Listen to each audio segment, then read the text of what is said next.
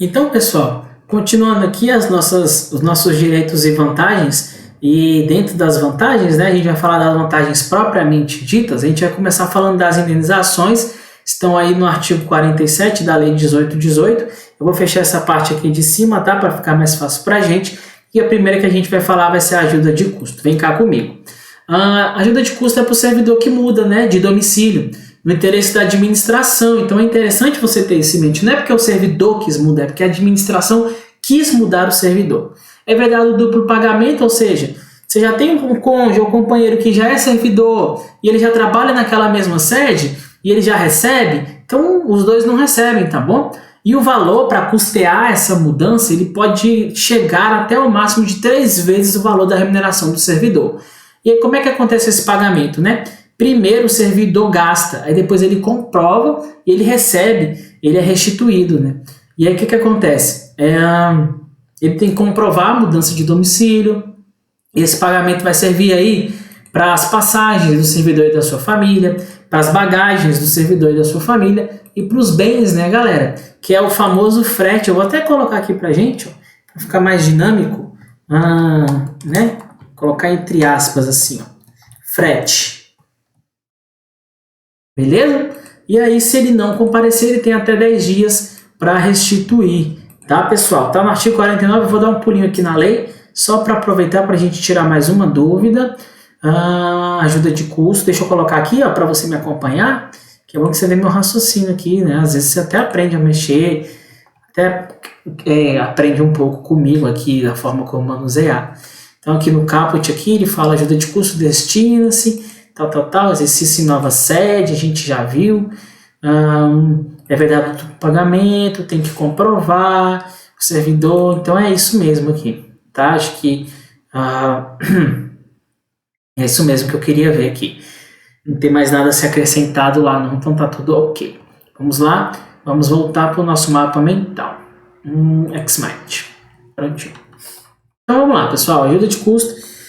E aí, se ele não comparece, ele tem 10 dias para receber. Se ele muda de domicílio por conta de mandato eletivo, né, foi eleito lá na política, então ele não recebe. E se o servidor morrer nessa nova sede, o que vai acontecer? A família dele pode pedir esse auxílio para voltar para o local de origem, sabe aqui, ó, retornar ao local de origem, né, onde estava. E a família tem até 1 ano da morte do servidor para fazer esse pedido, tá? Então, beleza, dá seu print aí na ajuda de custo. Dá seu pause, dá seu print, vou fechar, a gente vai para as diárias.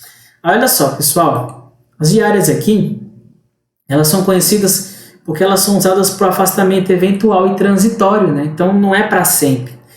E aí o servidor ele vai receber as passagens e a diária, né? Que serve para quê? Olha aqui, serve para comer, né? Alimentação, serve para se locomover, ou até mesmo para pousada, né? Para o hotel e tal. E a base de cálculo aqui das diárias por dia de afastamento, então é equivalente a cada dia que ele se afasta, ele ganha uma diária para suprir essas necessidades de alimentação, locomoção, de pousada. Se ele não dormir fora da sede, ou seja, não houve pernoite, ele só recebe metade, e ele não vai receber se aquele deslocamento é uma exigência permanente do cargo, então aquele cargo ele exige esse tipo de trabalho, né? Esse deslocamento, já desde quando ele entrou, desde a sua essência, e se ele se deslocar na mesma região metropolitana, ele não recebe. Aí se ele dormir, né, nesse local perto, né, mesma região metropolitana, ele recebe só metade, tá bom? E se ele for se alimentar nesse local perto, ele recebe 30%, né, apenas. Joia? Então a gente vai ter menos de 70% se ele for só se alimentar e menos de 50% se ele for dormir. Joia? Porque a regra é que se ele se desloca para perto ali, ele não recebe. E aí, eventualmente, se ele precisar se alimentar, eventualmente, se ele precisar dormir, ele vai receber. Tudo que ele ganhar, ele tem 5 dias para restituir. E se ele receber e não se afastar, ele também tem 5 dias para restituir. Afastar, né? Devolver o excesso, ele vai ter aí... ele vai ter que devolver o excesso, né? Se ele retornar num prazo menor daquele que ele tinha combinado lá, então, vamos supor, combinado foi que ia durar 10 dias, durou só 5, né? Então, todos aqueles outros 5 dias lá, ele vai ter que devolver, né? Entendeu? Tranquilo, assim, não usou, devolve. Beleza? Raciocínio é esse. Então tá aqui das indenizações, dá o seu pause, tira o seu print, eu vou fechar aqui agora, a gente vai falar aqui sobre os auxílios pecuniários. Artigo 55 da Lei 1818, e o primeiro deles é o auxílio funeral. O servidor, né, é por ocasião de falecimento, né? E aí pode ser do próprio servidor, ele pode estar trabalhando ou não, que pode ser um servidor ativo ou inativo, pode ser do cônjuge ou companheiro do servidor e também do seu filho, menor ou inválido. Se isso acontecer, tem direito a 1 mês da remuneração, tá bom? E aí, se a morte for do servidor, vai pagar para quem? Para aquela pessoa que custeou o funeral, e o pagamento é feito num processo administrativo sumaríssimo, ou seja, bem acelerado, com 48 horas de duração aí, né, para pagar rapidinho para ele. E se a morte for fora da sede, a administração paga o transporte do corpo desse servidor para a sede, né? Além do auxílio, além do falecimento ali, também é pago o transporte do corpo, entendeu? Então esse é o auxílio funeral, dá seu pause, tira o seu print e vamos lá. Olha só, galera, agora o auxílio natalidade. O auxílio natalidade é porque nasceu o filho. Ele também é pago no caso de natimorto, né? Que é o caso assim, nasceu e já morreu ali naquela mesma circunstância. O valor é o menor vencimento do serviço público, ou seja, é um salário mínimo. E se pai e mãe forem servidores, a gente paga só para um deles, tá? E se for parto múltiplo, ele recebe mais 50%, o servidor, né, parto múltiplo, 2 ou mais filhos aí, ele vai receber mais 50% do valor, tá bom? Então, se ele tem um filho só, recebe um salário mínimo. Aí, dos 2 filhos para frente aí, é mais 50% do valor, né? Não é por filho, a lei não fala que é por filho, ela fala só mais 50% do valor. Então, se o servidor tiver 500 filhos lá, ele vai receber um salário mínimo e meio, entendeu? Beleza? Então, dá seu print aí, dá o pause, tira o seu print, vamos minimizar aqui e vamos para o próximo. O auxílio reclusão, artigo 60 da lei, se o servidor for preso, ele é pago para a família, tá? E de acordo com as regras do regime geral de previdência social. Então você não precisa decorar quanto que é, nem que dia que é pago. Então a única coisa que você tem que saber é que a lei 1818 pode te cobrar isso aqui, ó. É correto afirmar que o auxílio reclusão é pago por ocasião da prisão do servidor? Certo. É correto afirmar que o auxílio reclusão é pago pela prisão da esposa do servidor? Errado, é só do servidor. É correto afirmar que o auxílio reclusão segue as regras do regime próprio de previdência social? Errado, porque ele segue as regras do quê? Do RGPS. RGPS é o quê? Regime Geral de Previdência Social. Mas como é que é esse regime? Como é que recebe? Eu não sei, galera. Entendeu? Eu nunca precisei saber disso aí para passar em prova. Eu só decoro mesmo isso aqui, ó, que tá nessa lei, que é essa lei. A 1818 é que cai na prova, não cai direito previdenciário, entendeu? Por mais que a gente fique curioso, assim, é uma informação irrelevante para fins de prova. Perder tempo, né? Entendeu? Tem tanta coisa para estudar, a gente vai ficar perdendo tempo com outras matérias que não caem. Então é isso, você tem que saber esses tópicos aqui apenas. Aí olha só, salário família, artigo 61, ele é pago por dependente econômico, tá? Quem são esses dependentes econômicos? Pode ser um filho, um enteado, um tutelado, desde que ele seja solteiro, menor de 10 anos ou inválido. E eu vou dar uma conferida na lei aqui rapidão para ver se é menor de 10 ou eu errei, né? Às vezes é menor de 18. Menores de 14, cara. Então, ó. Vamos lá. Por isso que é bom estar com a leizinha aqui. Dar aula na internet é bom demais, né? Porque você vai conferindo ali, vai se organizando. Agora, servidor efetivo.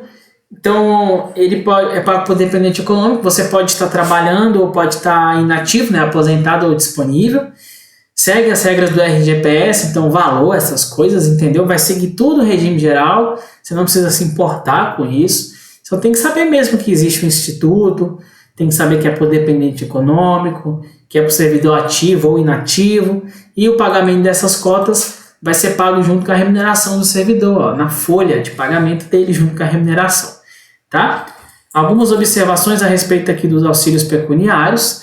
O auxílio reclusão e o salário família é pago só para o servidor efetivo, e o auxílio funeral e o natalidade, ele é pago tanto para os servidores efetivos quanto os servidores comissionados, beleza? Então, você vai tirar aquele seu print aí da parte do salário família e da observação, enquanto eu negrito aqui nossa observação. Deixa eu ver se dá. Acho que não, né? Vou colocar o painel aqui do lado. Aí aqui eu consigo negritar ela. Prontinho. Nosso mapinha vai ficando mais bacana cada vez que passa. Agora a gente vai falar aqui, né? Dá seu pause, ó. Dá um pause, tira seu print de novo. Então vamos lá. Eu fecho aqui os auxílios pecuniários e passo a falar agora das gratificações, artigo 65. São as gratificações para exercício de cargo em comissão ou função de confiança, tá? E a gratificação natalina também, que é o famoso 13º. E aí, quando a gente fala da gratificação por cargo em comissão ou função de confiança, a gente está falando daquele servidor efetivo que tem estabilidade, que foi chamado para exercer um cargo desse, tá bom? Então a gente não está falando da pessoa que não é servidora e entra num cargo em comissão. Não, a gente está falando do cara que é servidor e vai ganhar uma gratificação a mais, porque a partir de agora ele está exercendo um cargo em comissão ou uma função de confiança, tá bom? Aí tem a natalina aí também, né, pessoal, que é um 12avos da remuneração, e ele recebe em dezembro e é proporcional aos meses de exercício no ano, né, galera? Então, por exemplo, por que você recebe 13º equivalente a um salário depois que você trabalhou um ano, né? É porque é um 12avos da remuneração. Então você pega seu salário do mês de janeiro, divide por 12. E aí, né, dá ali, vamos supor que seu salário é R$1.000. Aí você pega ele, divide por 12 e vai dar o quê? Não, vamos supor que seu salário é R$1.200. Você pega ele, divide por 12, vai dar R$100. Entendeu? E aí depois você pega esses meses que você trabalhou e soma. Então vai ter ali janeiro, mais fevereiro, mais março. Se você trabalhar 12 meses, vai dar R$1.200, igual um salário normal. Se você trabalhou 11 meses, vai dar R$1.100. Se você trabalhou só 10 meses, vai dar só R$1.000. E para fins de gratificação natalina, aquela fração superior ou igual a 15 dias, né? Então o servidor trabalhou 15 dias ou 16, é considerado o mês inteiro para a gratificação natalina, entenderam? Então é legal, é bacana aí, né? Então, mas se trabalha menos do que isso, não conta para a gratificação natalina. Joia? E por fim aqui, as indenizações pecuniárias, tem bastante coisa para a gente ver, então já tira o seu print aí das gratificações do artigo 65, que eu vou fechá-las. E a gente vem aqui para indenizações pecuniárias, e olha só que interessante, a gente fala de quem, né? Hora extra, serviço extraordinário, serviço noturno, insalubridade, periculosidade, complementação remuneratória de férias, instrutória, transporte e diárias. Então, olha só, o serviço extraordinário, também chamado de hora extra, ele é pago metade da hora normal, né, mais 50% no mínimo, e o máximo que você pode fazer de horas extras é máximo de 2 horas por dia, né, 2 horas por jornada. E não é sempre que você pode fazer, são situações excepcionais e temporárias, não é a regra, né? A hora extra. Por isso que chama serviço extraordinário, excepcional, não é a regra. O serviço noturno, que é a hora noturna, a gente contabiliza como hora noturna entre as 22 horas do dia anterior e as 5 horas da manhã do dia seguinte. Você tem que receber aí no mínimo 25% da hora normal. E cada hora na hora noturna ela equivale a 52 minutos e 30 segundos, entendeu? Porque a gente tem um cálculo aí que, tipo, você trabalha das 22 às 5, isso aqui não dá 8 horas propriamente ditas, eu acho que dá 7. E aí, se você contabilizar dessa forma aqui, aí é como se você tivesse trabalhado 8 horas dentro desse período aqui de 7, entendeu? Então facilita. A insalubridade e periculosidade é para aqueles servidores que trabalham de forma habitual, tá sempre lá, né? E em locais insalubres, tem contato com substâncias tóxicas ou radioativas, exercem atividade com risco de morte. Aí elas são divididas em graus, então a gente tem um grau mínimo, o médio e o máximo, serão definidos em regulamento esse grau, então não se preocupe em saber quanto que vale cada grau, tá? São caráteres circunstanciais, né? Enquanto estiver vivendo a situação, ele só recebe enquanto estiver vivendo aquela circunstância. Controle permanente, ou seja, esses locais, né, essas operações, esses servidores, a administração tem que estar sempre de olho neles para ver se eles não ultrapassaram os níveis máximos de radiação. A servidora gestante ou lactante, ela vai ser afastada, tá bom? desse local de operação. E o servidor que trabalha no raio-x ou nessas substâncias radioativas, ele é obrigado a fazer exames todos os semestres, tá, galera? Lembrando que o servidor que não realiza esses exames, ele pode sofrer PAD, aí ele sofre advertência, e aí se ele sofrer outra advertência já é caso de suspensão, né? E se ele vir aí sofrendo várias suspensões, às vezes pode ser até uma falta grave, tá bom? Então ele é obrigado a fazer esses exames. Então aqui foi nossa insalubridade, nossa periculosidade. Tira seu print, deixa eu ver se eu consigo ajeitar aqui para você pegar aqui os 3. Aí, ó. Tira seu print aqui dessa parte. Beleza? Dá seu pause, tira seu print. Eu vou fechar aqui também. Fechar aqui, a gente vai para essa complementação e remuneratória de férias. Então, qualquer motivo é férias. E aí, essa complementação ela independe da solicitação do servidor. Então, ele pediu para tirar férias, né? Ele falou assim, quero tirar férias no dia tal. E aí, só o fato dele pedir, né, aquelas férias, naquele mês lá, pronto, ele já recebe. Não precisa ele pedir, sabe? Equivale a um terço da remuneração. Então, se você recebe 1.200, você divide 1.200 por 3, aí vai dar o quê? R$400, né? Então, é isso. E como é que é o regime de férias, de acordo com o artigo 83? Olha só. Primeiro, você tem que passar por um período aquisitivo de 12 meses, então você só tem direito de receber de tirar suas primeiras férias e receber depois que você trabalhar por 12 meses. Elas vão durar aí 30 dias, né? Podem ser acumuladas por 2 períodos por necessidade do serviço, então pode ser que você não tire 30, né? Passe 12 meses, não tire os 30 e depois você vai tirar aí 60, né? Por exemplo. E elas também podem ser parceladas em 2 etapas, você pode tirar aí 2 de 15, entendeu? Só que você tem que pedir, a administração vai ver se concede, não é um direito do servidor, ele tem direito de pedir só, mas depende da administração, se é interessante para o serviço que está sendo prestado.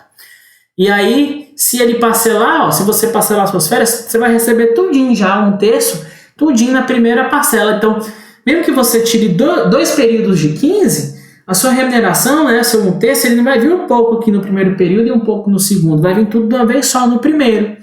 E aí o servidor que trabalha com raio-x ou substância radioativa, ele tem que tirar 20 dias de férias por semestre, ele não pode acumular, e a fração igual ou superior a 15 dias considera mês integral para fins de férias, né? Então trabalhou 15 dias, aquele mês já considera um mês todo para contagem de férias e essas coisas.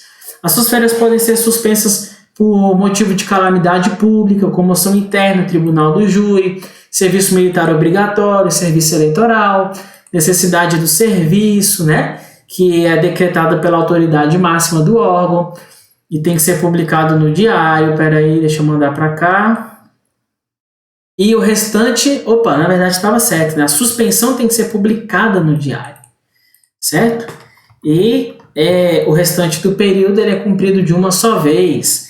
O que significa isso? Te interrompeu uma vez? Beleza, tu voltou a trabalhar, depois você vai voltar a tirar as férias de novo. E esse não vai poder ser interrompido de novo, tá bom? O restante do período é cumprido de uma só vez. E aí eu vou aqui pegar, para você conseguir dar aquele print legal, que você consegue tirar aqui o print do regime de férias, bem bacana, dá seu pause, tira seu print. Mesma coisa aqui, com a parte de cima das férias, da complementação, né? Dá seu pause, tira seu print. E aqui de instrutoria. Eu acho que tem acento aqui, aí o aplicativo está pedindo? Eu acho que tem. Instrutoria, né? Vamos lá. E aí, sabe quando você é servidor, né? Aí você é convocado tipo para trabalhar lá dentro, para dar aula lá dentro. Então, olha só, você é convocado para programas de formação, programas de capacitação, treinamento oficial. Você vai receber uma indenização por isso, mas isso tudo vai ser regulamentado pelo chefe do poder. Ele vai ter que criar um regulamento aí para falar disso tudo, tá bom? E transportes e diárias, né?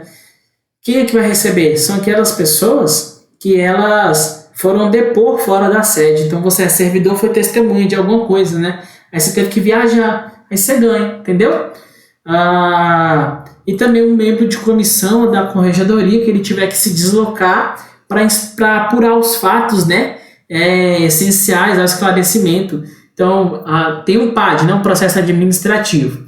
E aí, você trabalha naquela comissão que está julgando aquele PAD. Na verdade, está fazendo aquele relatório, né? E aí, o que vai acontecer? Se você precisar se deslocar, você ganha transportes e diárias, tá bom? Então, beleza. Tira teu print aí dessa parte. Joia? E aí, se eu não me engano, essa parte a gente já finaliza ela por aqui. A gente já finaliza ela por aqui. E até o nosso próximo tópico, que é onde a gente vai estudar aí as ausências do servidor.